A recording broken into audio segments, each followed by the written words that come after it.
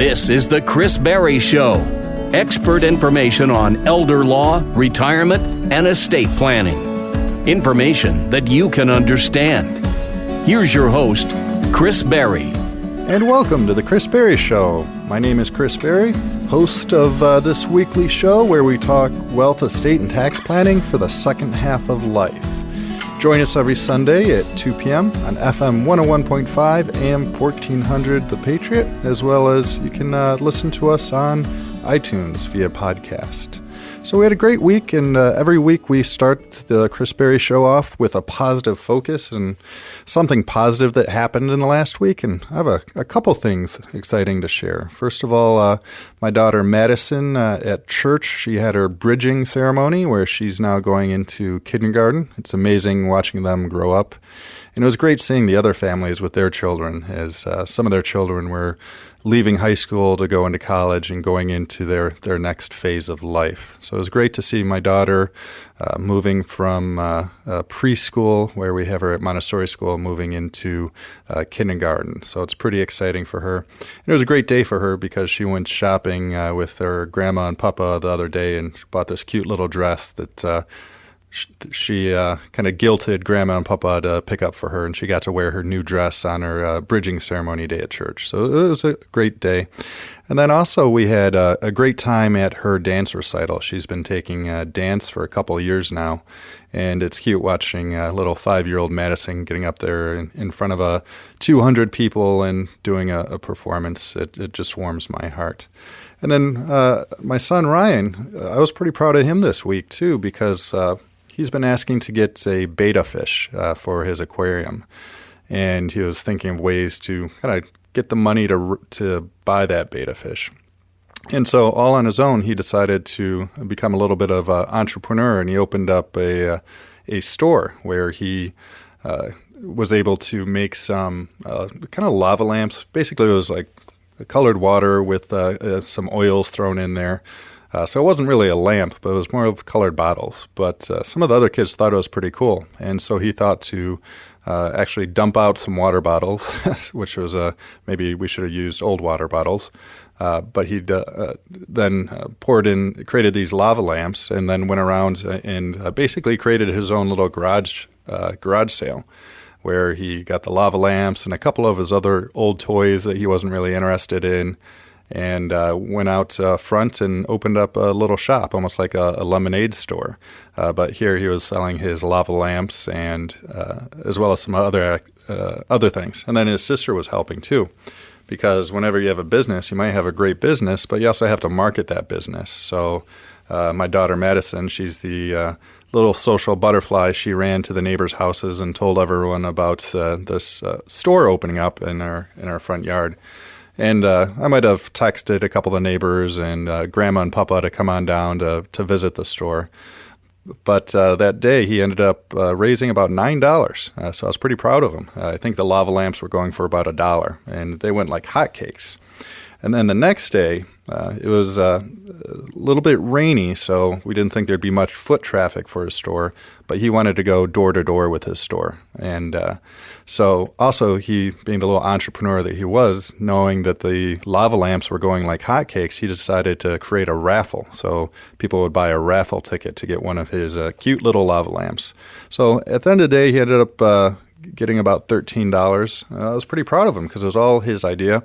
And he was able to purchase his betta fish, so he was pretty excited. And it just drives home that fact that when you earn something, when you put in the work to earn it, you're more proud of it and you respect it more. So I think he learned an important little life lesson there. And then on my end, personally, one of the exciting things is I just got a new grill. So I've been spending last couple weekends grilling basically anything that I can. Made some ribs, made some steak. It's delicious. It's one of those Traeger pellet grills. And one of the things I found that's important with this is preparation, because you might have something smoking for 4 hours and it drives home the fact that I need to be planning a little bit more with my grilling to make sure that I time when the vegetables are ready along with the ribs that I've been grilling for four hours. And I think it kind of drives home the fact that planning is important, whether we're talking about grilling, whether we're talking about raising money for a betta fish, or if we're talking about planning for the second half of life. And that's what we talk about here on the Chris Berry Show, is we talk about wealth, estate, and tax planning for the second half of life. So last week on our show, we talked about planning for a loved one if they're diagnosed with Alzheimer's or dementia. And June is Alzheimer's Awareness Month. And so already on the show, we've had Maggie Gibbons from the Alzheimer's Association talking to us about the differences between dementia and Alzheimer's, talking to us about just awareness of Alzheimer's, and talking about the Walk to End Alzheimer's, which is one of the big fundraising events to help support the Alzheimer's Association. Last year, our Walk to End Alzheimer's, we raised over $137,000. So it's pretty exciting to be on the committee organizing that. The committee actually met in our office. And then as a team, our firm, we raised over $11,000 last year. And so our walk alone raised, we had over 800 walkers there, and we're hoping to get over 1,000 this year. And this year it's going to be September 29th, Saturday. And registration for the walk opens at 9 a.m., with the walk being at 10:45. Again, we're expecting to have over 1,000 walkers.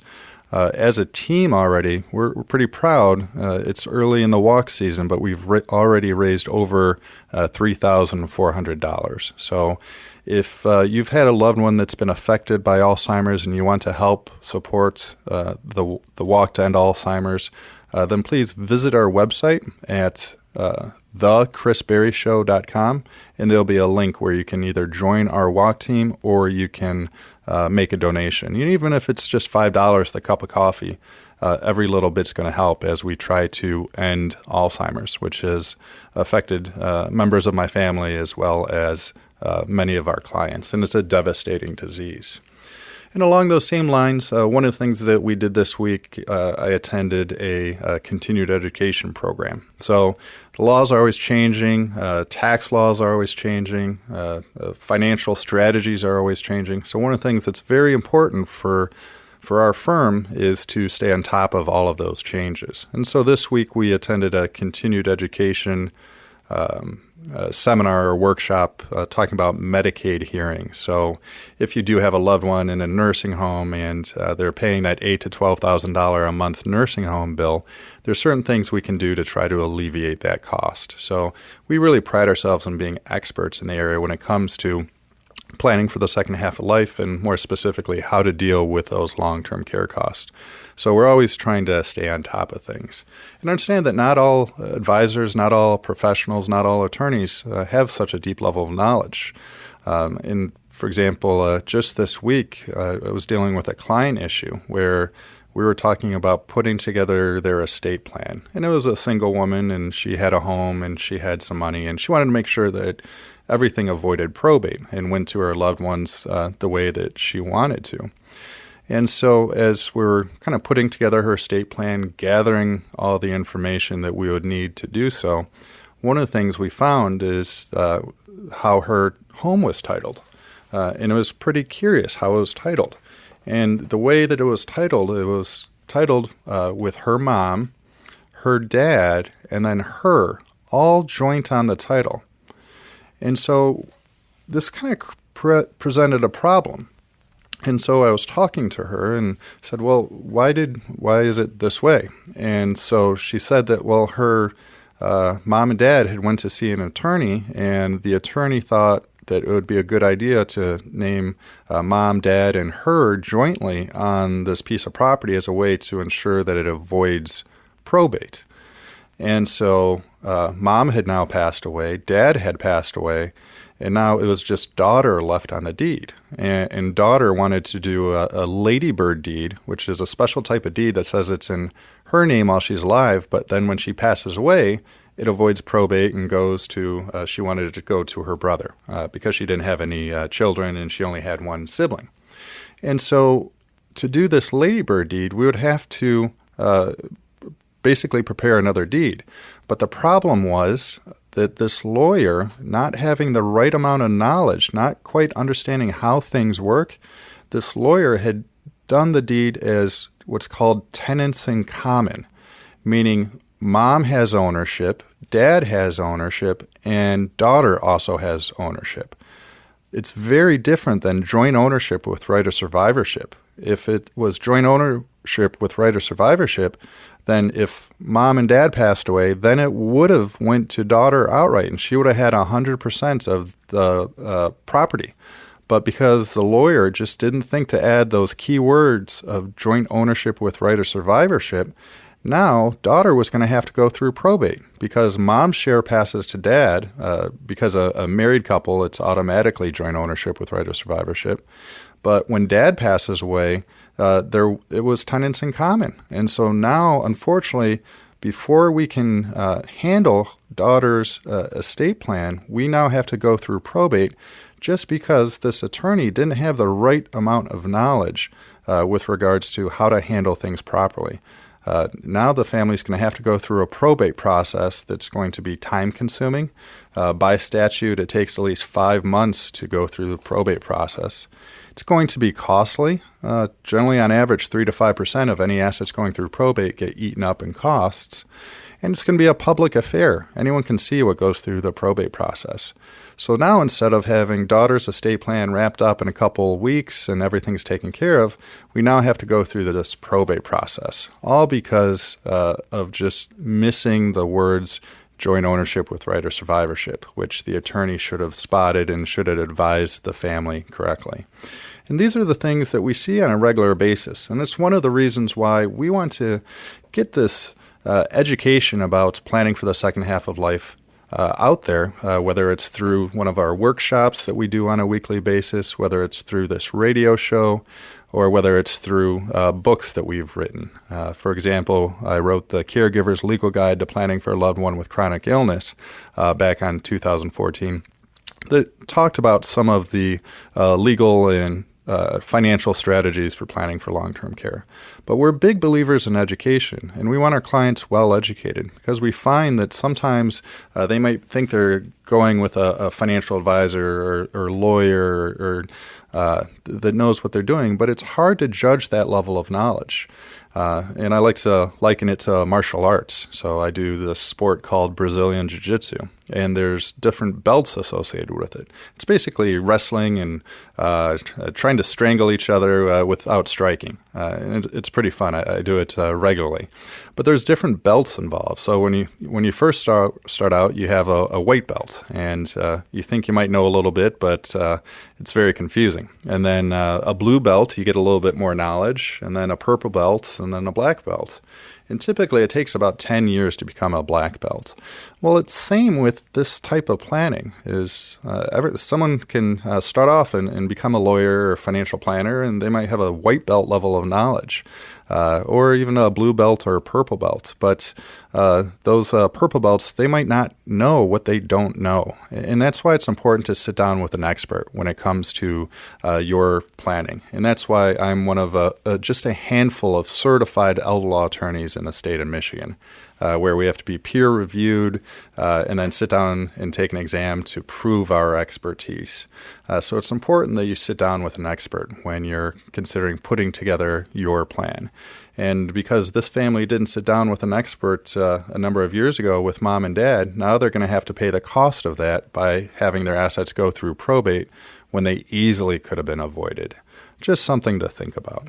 So I want you to join me on the next part of the Chris Berry Show, where we're going to continue that theme of talking about things that might affect those with Alzheimer's, where now this next episode we're going to talk about ways, tax-free money for long-term care. So if you do have long-term care costs, what are some things that we can do to help protect against those long-term care costs? And we're going to talk specifically about some tax-free ways to pay for long-term care because we all like to minimize the amount of tax that we have to pay. And then in the third session of the Chris Berry Show this week, we're going to continue the theme of answering listeners' questions. So if you do have any questions that you want me to cover on the Chris Berry Show, feel free to give us a call anytime at 810-355-2584, or you can always email us at askchris@thechrisberryshow. Again, askchris@thechrisberryshow. And so in our next segment, we're going to talk about tax-free money for long-term care, continuing the theme of June being Alzheimer's Awareness Month. In previous months, last week we talked about planning for a loved one with Alzheimer's, the legal steps you need to do. For example, getting powers of attorney immediately, as soon as possible, both financial and medical. And then the previous week we had Maggie Gibbons from the Alzheimer's Association talking about the walk to end Alzheimer's. And then the week prior to that, we talked about the elder care journey overall. So in June, we've really focused on Alzheimer's awareness, trying to get the word out there. And if you do want to help us raise money to fight Alzheimer's, please go to thechrisberryshow.com and you'll see a link where you can contribute to the cause. So again, this is Chris Berry with the Chris Berry Show, where we talk wealth, estate, and tax planning for the second half of life.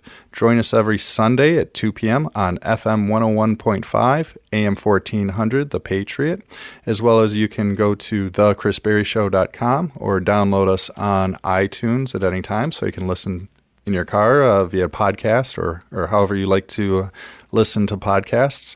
And join us in our next segment where we're going to talk about tax-free money for long-term care.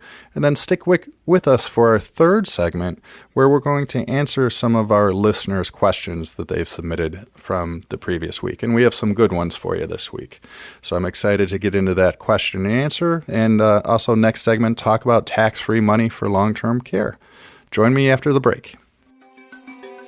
The cost of long-term care can be overwhelming. If you're dealing with long-term care costs, make plans to attend the next free informative workshop from the Elder Care Firm in Brighton. They'll show you how to protect your hard-earned assets and obtain the governmental benefits you deserve, including veterans benefits and Medicaid. Hello, I'm attorney Chris Berry. As the only certified elder law attorney in Livingston County, I have the knowledge and estate planning strategies to help you. When you call, reserve your seat at our next workshop or schedule a free 15-minute phone consultation. The Elder Care Firm is here to help you and your family find solutions. Call us today. Spots are filling up for the next free Elder Care Firm workshop. Reserve your seat today by calling 810-214-3800 or visit theeldercarefirm.com. The Elder Care Firm also invites you to join them at this year's Walk to End Alzheimer's. The walk is on Saturday, October 1st in downtown Brighton. Call 810-214-3800 today.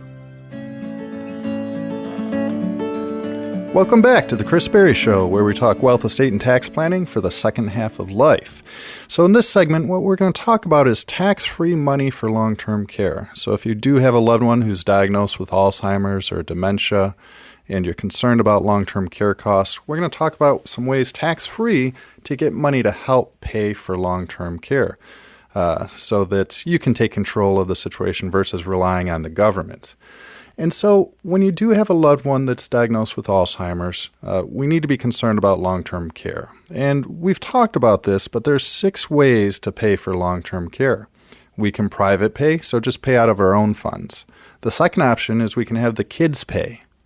But we don't want to rely on the kids paying. A lot of times they might not pay financially, but they pay in terms of their time, whether they're putting their life on hold to become a full-time caregiver or taking time off work to talk to their elder law attorney. So we have private pay, kids pay. The third option is long-term care insurance.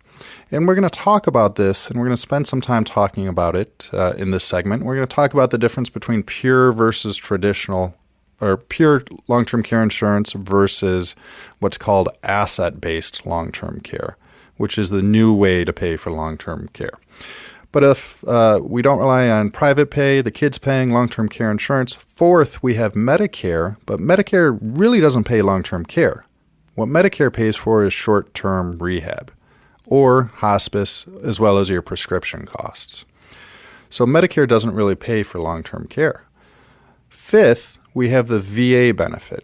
And the VA benefit is a great way to pay for home care and assisted living, but it can max out at about $2,000 a month. So when you get to needing nursing home care, it's just a drop in the bucket.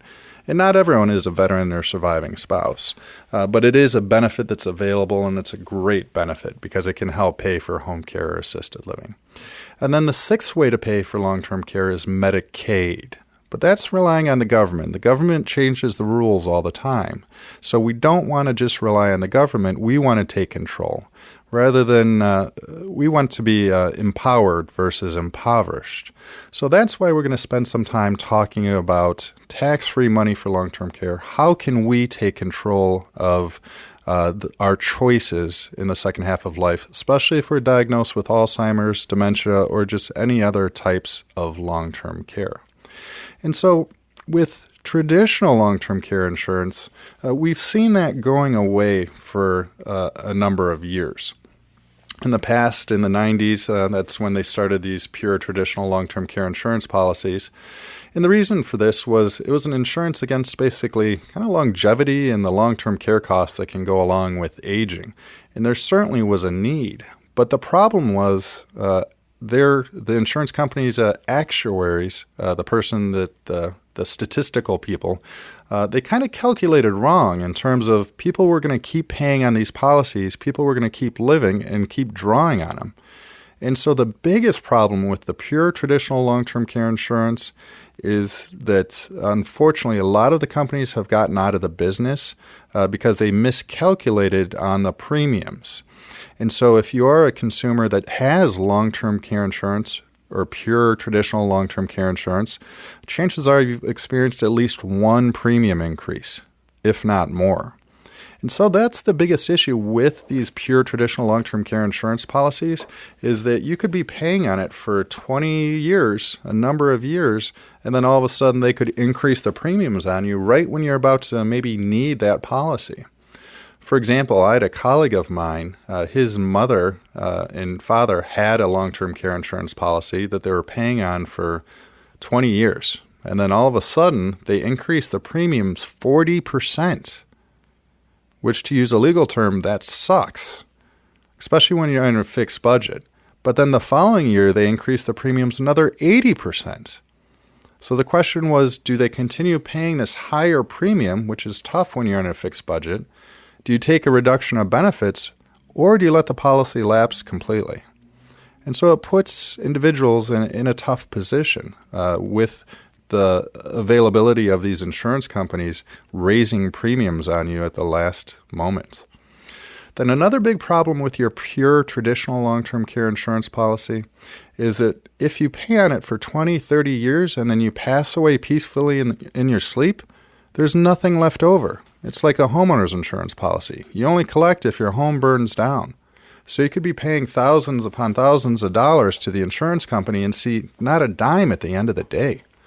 So that's another problem with the pure traditional long-term care insurance policies is that you could be paying these premiums for a number of years and then there's nothing left at the end of the day. So in answer to that, that's where asset-based long-term care has come into play. So think of pure traditional long-term care insurance as basically renting a house versus asset-based long-term care, it's owning it. For example, at the end of the year, they might raise rents on you. Or you could be living there for 20 years, but at the end of the day, if you move somewhere else, you have nothing left to show for it. So that's renting. That's pure traditional long-term care insurance. You compare that to asset-based long-term care, where once you pay in, you're locked in. They can never increase the premiums on you if you do have premiums. And some of these policies don't even have premiums attached to them. And then also, if you were to pass away peacefully in your sleep, there's going to be money left over to your loved ones, your beneficiaries. So if you never use this policy, there's going to be something left over. So what I find for a lot of our clients is that asset-based long-term care is a better option. So let's just talk a little bit more about long-term care insurance in general. So with long-term care insurance in general, or with long-term care insurance, basically you're giving an insurance company money and they're going to pay out long-term care benefits based on the amount of money that you gave them plus your age and your medical history. And so to trigger a long-term care insurance policy, you need to have what's called activities of daily living. You need assistance with activities of daily living. And with most long-term care insurance policies, you need to have at least 2 ADLs, 2 activities of daily living, that you need assistance with out of the 6. So the 6 activities of daily living are basically the first things you do when you wake up in the morning. You transition out of bed, so that would be the first one. You go to the restroom, so using the bathroom, incontinence. You might then shower. Then you might get dressed, prepare a meal, and then take your prescriptions. So again, it's easy to think about ADLs in terms of the first things you do in the morning. You get out of bed, you go to the bathroom, you take a shower, you get dressed, you prepare a meal, take any prescriptions or meds. So those are the 6 ADLs, the 6 activities of daily living. So to trigger a long-term care insurance policy, typically you're going to need assistance with at least 2 of those ADLs, 2 of those activities of daily living. And then what's going to happen is there might be what's called an elimination period. An elimination period. And basically what that is it says that if you trigger these ADLs and you bring in home care or assisted living, which can run anywhere from $2,000 to $5,000, $6,000, $7,000 a month, that elimination period says that you need to, for a period of time, pay that out of pocket. And it's going to vary depending on the long-term care insurance policy, but it might be 30 days or 60 days. Some of the ones that I've seen have been 180 days. So think about that. You have to pay for basically half a year before it's going to trigger that long-term care insurance policy. So it's important to understand what that elimination period is, whether it's 30 days, 60 days, 180 days. And then, so now you have this policy paying out. But one thing that we found is that the cost of care is increasing, and it's increasing faster than the cost of living. So something to consider when you're looking at a long-term care policy is whether there's an inflation rider to it.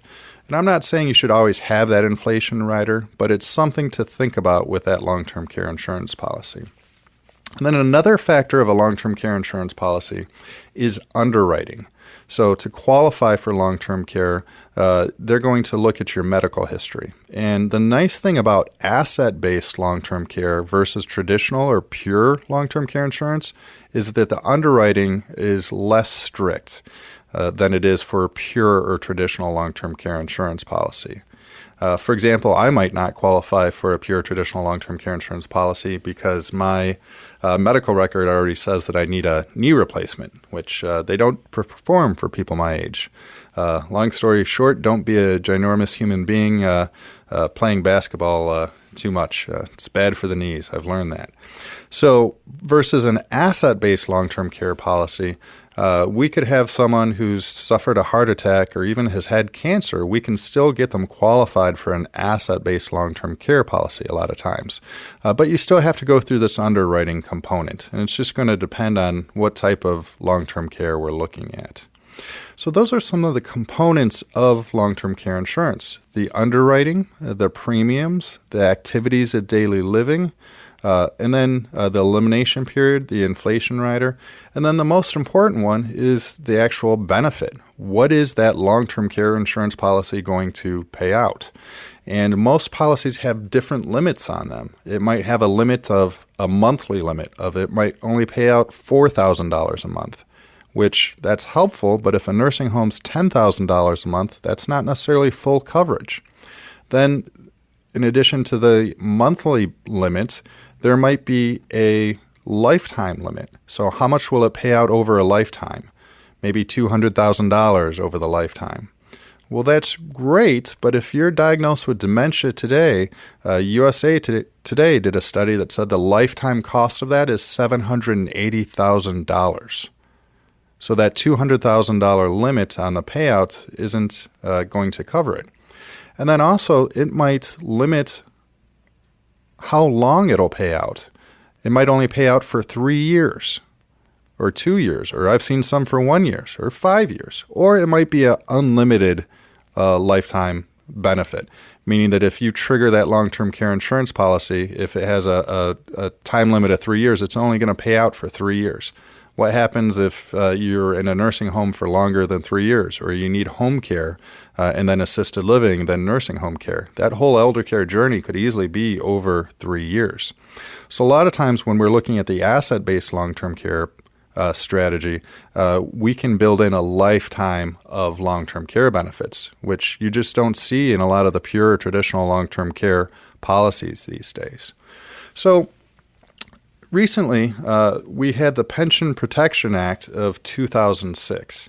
And why this is important is that this has freed us up to create a lot of these asset-based long-term care strategies, where if we move money from maybe an old annuity, we can add on some long-term care benefits without affecting the taxes, without messing with how we're paying taxes. And so one of the ways that we do this is we might move, let's say you have $300,000 in your IRA. And keep in mind, these are just hypothetical numbers here. So let's say you have $300,000 in your IRA, and that money is pre-tax. One of the things we can do is we can chip off $100,000, still remaining inside of your IRA, still pre-tax. We haven't triggered any taxes or anything like that.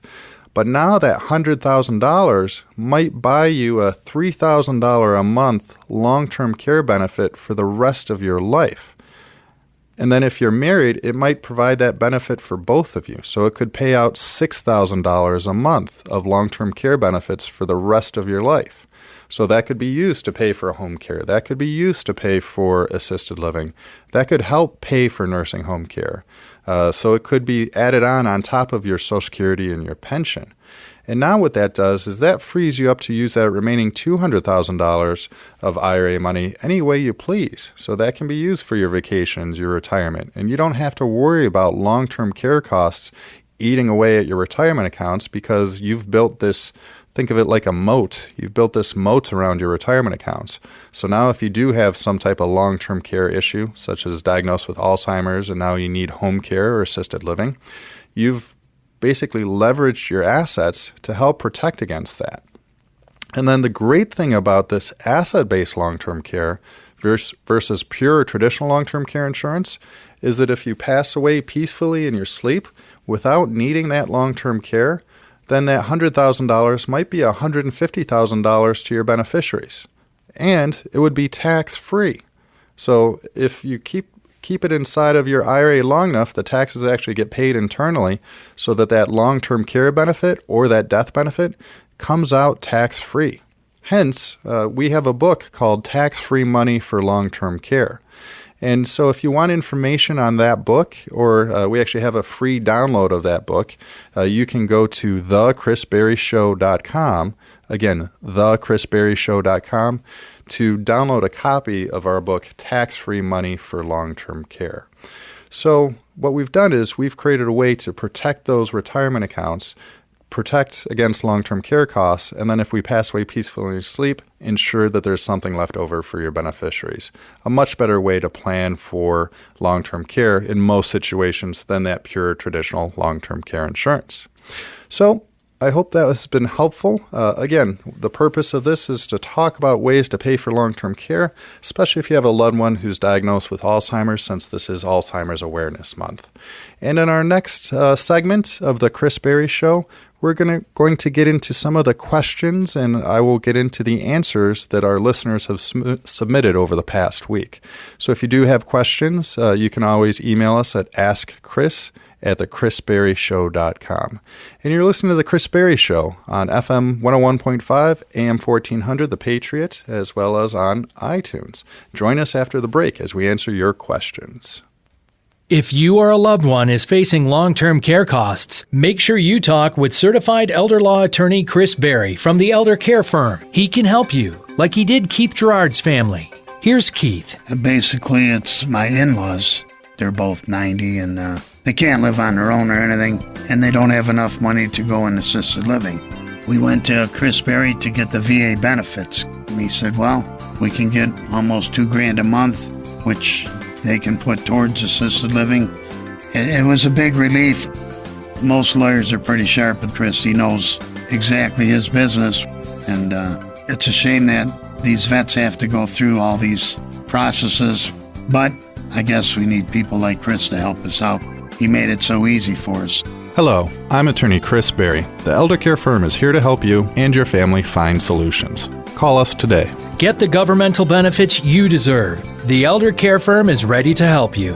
Visit theeldercarefirm.com today or call 810-214-3800. Welcome back to the Chris Berry Show, where we talk wealth, estate, and tax planning for the second half of your life. I'm your host, Chris Berry, and in this segment, we're going to get into some of the questions and answers, the questions submitted by our listeners. And if you do have a question that you'd like us to address, feel free to email us at askchris@thechrisberryshow.com, or you can even submit your questions by going to thechrisberryshow.com, and there'll be a spot where you can submit any questions you have. As well, you can always call us at 810-355-2584. Leave us a question there that we will try to get to on the air. Or if the information we've talked about today has intrigued you and you want to see how it might apply to your situation, feel free to join us at one of our almost weekly workshops, free workshops where we talk legal, financial, and tax planning for the second half of life, where we talk about how to protect against probate, unnecessary taxes, and long-term care costs. In our last segment, we talked about one of the ways that we can protect against the devastating cost of long-term care, which, if you're talking about nursing home care, could easily range $8,000 to $12,000 a month. We talked about long-term care, specifically tax-free ways to help pay for long-term care using asset-based long-term care options, which is just one of the ways that we can pay for long-term care. So there's different ways that we can approach it. And the reason we're focusing so much on long-term care this week and this month is that June is Alzheimer's Awareness Month. And we're big supporters of the Walk to End Alzheimer's, where as a team last year, we raised over $11,000. As a walk that we helped organize, we raised over $137,000 to help fight Alzheimer's. Last year, we had over 800 walkers at our event, and this year we're expecting over 1,000. So if you want to learn more about the Walk to End Alzheimer's and just what we're doing and maybe even help contribute to the cause, please join us at thechrisberryshow.com, where there'll be a link where you can learn more about Alzheimer's, Alzheimer's awareness, and the Walk to End Alzheimer's. So again, June is Alzheimer's Awareness Month. We're doing everything we can to help raise that awareness. So now I want to get into some question and answer time. So again, this is just general advice. Make sure to sit down with your professional. But we're going to get into our first question here, and our first question is from Paul. And so Paul asks, can a house deed contradict a will? So Paul asks, my mother passed away with a will, leaving a house to me once her husband passes or moves out. However, he has deeded the house to himself. Will the house go to his heirs? So this is kind of a tricky question, Paul, and we kind of started off the Chris Berry Show this week talking about how something so simple as a deed can lead to so many complex questions and convoluted answers. So in this situation, it sounds like your mom passed away with the will, and the will said that the house was to go to you once her husband passes and moves out.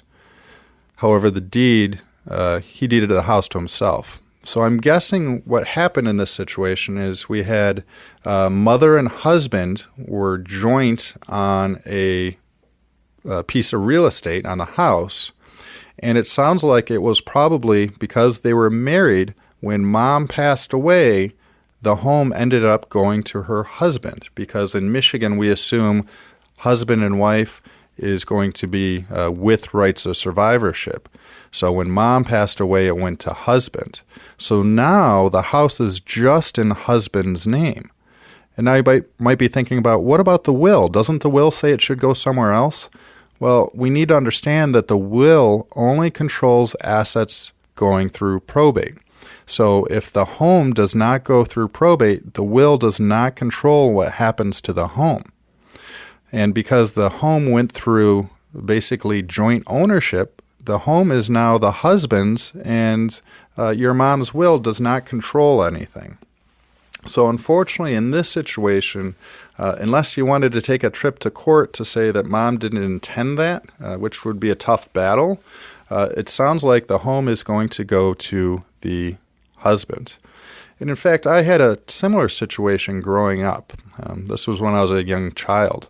I had an uncle who he had a will that said it should be split 3 ways because he had 3 sons. And the 3 sons. And so the will said it should be split 3 ways. But then he had a life insurance policy that the policy should only go, or the policy just named the youngest child as a beneficiary of that policy. So then the question is, what would happen when my uncle passed away? Well, 2 of the brothers saw the will, or all 3 brothers saw the will, but the will said that anything should be split 3 ways. However, the life insurance said it should go to the youngest child. And as we talked about on a previous episode of the Chris Berry Show, there's 4 ways assets get out of your name. So joint ownership, like it did in this situation, Paul, for your mother, it went jointly to her husband. The second way is through beneficiary designation. So my uncle had named the youngest son as a beneficiary. Third would be through a trust. And in neither of these situations was a trust used. And as you see, a trust can help organize these things so it doesn't become an issue. But if an asset doesn't pass through joint ownership, beneficiary designation, trust, then it ends up going into probate. So Paul, in your situation, your mom has this will, but there's no assets in probate. So the will doesn't control anything. Similarly, in my situation with my family, the will that said it should be split 3 ways, unfortunately, the life insurance didn't make it to probate, so it wasn't split 3 ways. So instead, it went to the youngest child. And the effect of this is that it kind of broke up the family, where the youngest child said, hey, Dad wanted me to have it, while the 2 older brothers thought it should be split evenly. And it created some bad blood between them. So that's why one of the most important things is just having everything organized properly. And a lot of times with proper planning, with proper financial planning and proper estate planning, you can avoid some of these conflicts, these messes when a loved one passes away. And that's one of the things that we really focus on at our firm. And that's why we do weekly workshops trying to educate people on these hidden pitfalls. Things as simple as how is a deed title can have a drastic effect on someone's estate plan. So if you want to learn more about our weekly workshops, or if you want to attend one of them yourself at one of our 4 locations throughout Metro Detroit, Bloomfield Hills, Novi, Livonia, and Brighton, feel free to visit us at thechrisberryshow.com, where you can see a list of our upcoming workshops. Now on to the second question. So our second question is, can a grantor of an irrevocable trust also be a beneficiary? And this is from Charles. It sounds like Charles has some education in this area. He's using these big terms. A grantor really means just a trust maker. So someone who creates a trust, irrevocable trust, can they also be a beneficiary? And so Charles is considering placing assets from an inheritance in an irrevocable trust for management and asset protection. If the assets are placed in the irrevocable trust, can he be the beneficiary of income and or of principal of the trust? So it sounds like Charles has done his homework here. And there's 2 types of trusts in the world. There's what's called a revocable trust and an irrevocable trust. A revocable trust can control the distribution upon death and avoid probate if it's set up properly. Irrevocable trust can avoid probate, control the distribution, and also build in asset protection, where we can protect ourselves from creditors, we can protect ourselves from long-term care costs.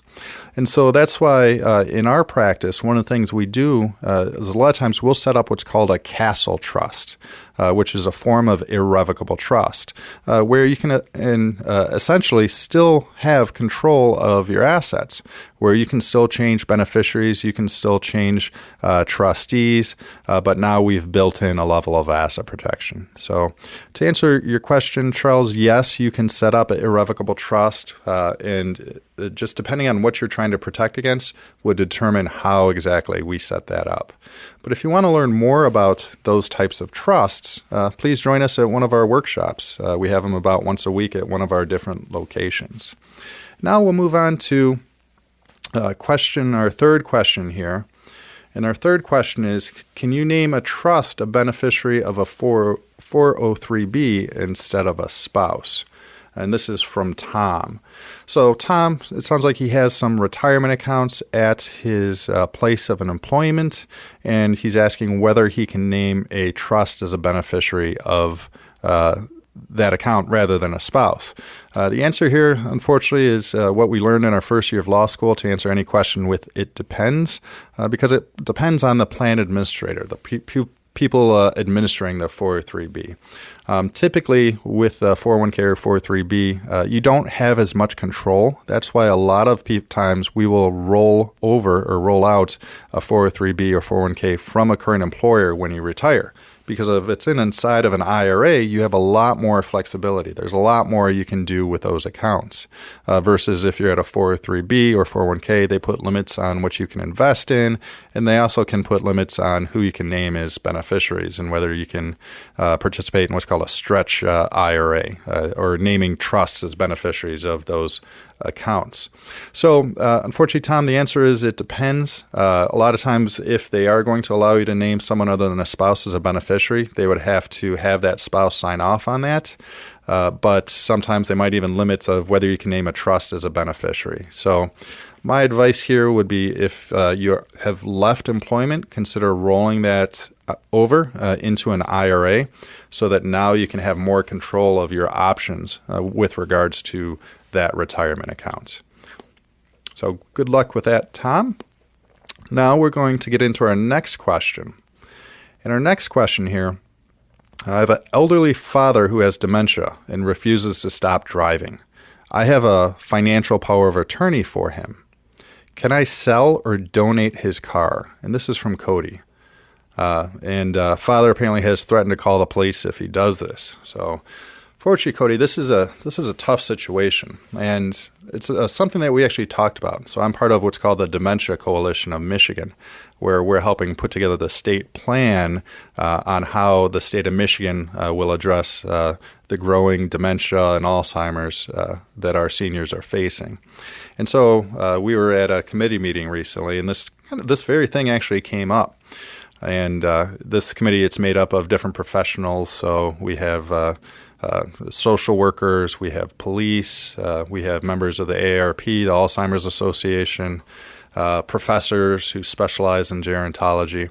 So this question came up of what do you do in terms of intervening or taking away the keys of a loved one?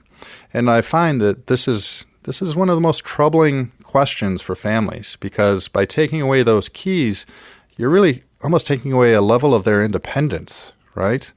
And so it's difficult to know when to intervene. But let's assume that you know for safety reasons that it's just unsafe for them to drive. Well, if you just address it directly, you're very likely to create friction, cause a fight, and especially if they happen to be stubborn, it could cause problems. Okay, so that it's difficult. You could have a doctor kind of play the role of the bad guy to tell them that they shouldn't be driving. But actually, the police officer, he had a novel option that I had in my years of practice I hadn't really thought of. One of the things that you could do to avoid coming off as the bad guy is that if that loved one with dementia who you think shouldn't be on the road is driving, then what you can do is actually you can alert local police officers to potentially just that someone is on the road driving that they shouldn't be, and that they could then potentially pull that individual over and then force them to go to Social Security to be able to take a test to pass or prove that they can actually be on the road. So if it's a situation where you know they shouldn't be on the road, then what I would actually recommend is call local law enforcement at a time when they are going to be driving and then you can put the onus on them so that you don't come off necessarily as a bad guy. I thought it was a novel approach to that issue that comes up a lot. But if you can do it from a less threatening way, then that's always best. Sometimes hiding the keys, things like that, is also an option. But I would not recommend selling or donating his car without permission. That seems pretty drastic, but it is an option. And there's no perfect options in situations like this. So sometimes you need to think a little bit creatively because unfortunately, this is one of those gray areas where how do you define when someone has capacity or doesn't have capacity, or when they should be driving or they shouldn't be driving. And we need to take into account their own independence. So just because they're old or maybe they make some poor decisions, that doesn't necessarily mean that they should lose all of their independence. So it's a tough conversation. I don't have a perfect answer for you, but I do suggest thinking of maybe some creative options before you get to the point of selling the car. See if there's something else you can do. So with that, I hope that was helpful. And that was just some of the questions. We did not get a chance to answer all the questions. And so tune in next week as we'll answer more of the listener questions. And this has been Chris Berry on The Chris Berry Show, where we talk wealth, estate, and tax planning for the second half of life. And this is wrapping up Alzheimer's Awareness Month, where every week we've been touching on a topic that might affect someone who has Alzheimer's. And so if you want to join the fight, the walk to end Alzheimer's, please visit us at thechrisberryshow.com, where there's a link where you can help join our walk team. Our walk is going to be September 29th. We're expecting to have over 1,000 people helping to fight Alzheimer's. So I hope you can join us. And if you can't join us on September 29th for the walk, maybe you can take a minute or throw a couple dollars at the cause. There's a spot where you can donate to the Walk to End Alzheimer's. So that was, it's been great to cover all these topics. Please join us next week on The Chris Berry Show, where we're going to talk about a variety of different topics. We're going to focus a little bit on financial planning next week, and we're going to talk about a bucket plan. So with that, join us next week. This has been Chris Berry on The Chris Berry Show. Learn more about Chris Berry and the Elder Care Firm by visiting online at michiganestateplanning.com. That's michiganestateplanning.com. You can also call Chris Berry at 888-390-4360. 888-390-4360. This program content reflects the opinions of Chris Berry and his guests, not the Elder Care Firm, Prosperity Capital Advisors, or the C.J. Berry Group, and is subject to change at any time without notice. Content provided herein is for informational purposes only and should not be used or construed as investment or legal advice or a recommendation regarding the purchase or sale of any security or to follow any legal or tax strategy. There's no guarantee that the strategist's statements, opinions, or forecast provided herein will prove to be correct. Past performance is not a guarantee of future results. Indices are not available for direct investment. Any investor who attempts to mimic the performance of an index would incur fees and expenses, which would reduce returns. All investing involves risk, including the potential for loss of principal. There's no guarantee that any investment plan or strategy will be successful. We recommend that you consult with a professional dedicated to your needs. This program is furnished by the Elder Care Firm. The cost of long-term care can be overwhelming. If you're dealing with long-term care costs, make plans to attend the next free informative workshop from the Elder Care Firm in Brighton. They'll show you how to protect your hard-earned assets and obtain the governmental benefits you deserve, including veterans benefits and Medicaid. Hello, I'm attorney Chris Berry. As the only certified elder law attorney in Livingston County, I have the knowledge and estate planning strategies to help you. When you call, reserve your seat at our next workshop or schedule a free 15-minute phone consultation. The Elder Care Firm is here to help you and your family find solutions. Call us today. Spots are filling up for the next free Elder Care Firm workshop. Reserve your seat today by calling 810-214-3800 or visit theeldercarefirm.com. The Elder Care Firm also invites you to join them for Excite Night at the Pound in downtown Brighton on Tuesday night, August 9th from 5 to 7. This is the kickoff event for this year's Walk to End Alzheimer's, coming up on October 1st. Call 810-214-3800 today.